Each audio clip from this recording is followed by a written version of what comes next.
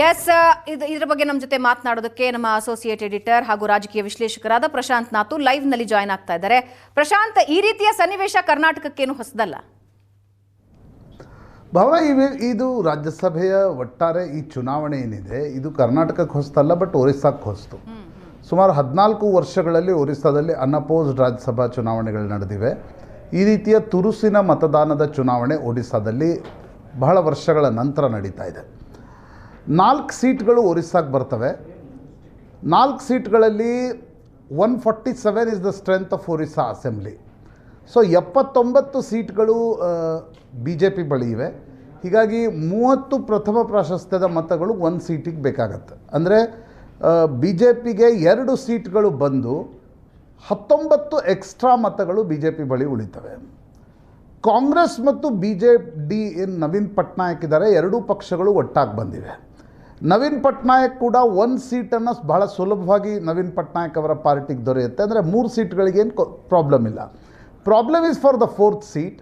4ನೇ ಸೀಟ್ಗೆ ತುರುಸಿನ ಸ್ಪರ್ಧೆ ಇದೆ. ಯಾಕಂದರೆ ಬಿ ಜೆ ಡಿಯಿಂದ ಒಬ್ಬ ಹಾಂಟಾ ಅಂತಕ್ಕಂಥ ಯೂರೋಲಜಿಸ್ಟನ್ನು ಕ್ಯಾಂಡಿಡೇಟಾಗಿ ಹಾಕಲಾಗಿದೆ.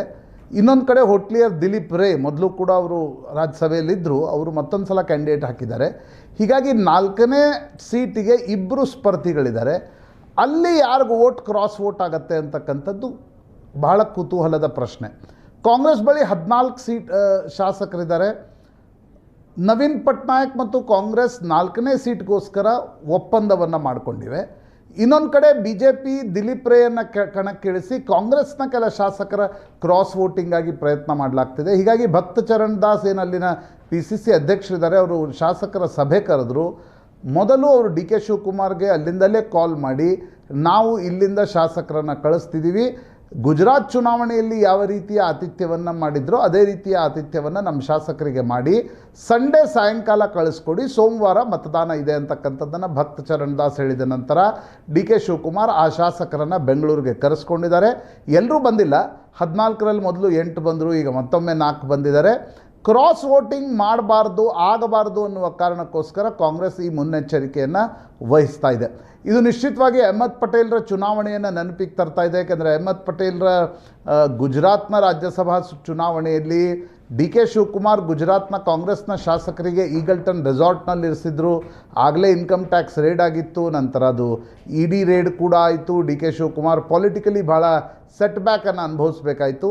ಅಂಥ ಸ್ಥಿತಿ ಒರಿಸ್ಸಾದ, ಅಂದರೆ ಅದು ಅಹ್ಮದ್ ಪಟೇಲ್ ಇದ್ದರು, ಸೋನಿಯಾ ಗಾಂಧಿಯವರ ರಾಜಕೀಯ ಕಾರ್ಯದರ್ಶಿ ಇದ್ದರು. ಅಲ್ಲಿ ಅಮಿತ್ ಶಾ ವರ್ಸಸ್ ಅಹ್ಮದ್ ಭಾಯ್ ಒಂದು ಚುನಾವಣೆ ಭಾಳ ರಂಗೇರಿತ್ತು. ಒಡಿಸ್ಸಾದಲ್ಲಿ ಆ ರೀತಿ ಇಲ್ಲ. ಆದರೆ 4ನೇ ಅಭ್ಯರ್ಥಿ ಸಂದರ್ಭದಲ್ಲಿ ಕಾಂಗ್ರೆಸ್ನಿಂದ ಕ್ರಾಸ್ ವೋಟ್ ಮಾಡಿಸ್ಲಿಕ್ಕೆ ಬಿ ಜೆ ಪಿ ಏನು ಪ್ರಯತ್ನ ಪಡ್ತಾ ಇದೆ, ಅದರಲ್ಲಿ ಯಶಸ್ವಿ ಆಗುತ್ತಾ ಇಲ್ವಾ ಅಂತಕ್ಕಂಥದ್ದು ಕುತೂಹಲದ ಪ್ರಶ್ನೆ. ಭಾವನಾ. ರೈಟ್ ಪ್ರಶಾಂತ್, ವಾಪಸ್ ಬರ್ತೀನಿ.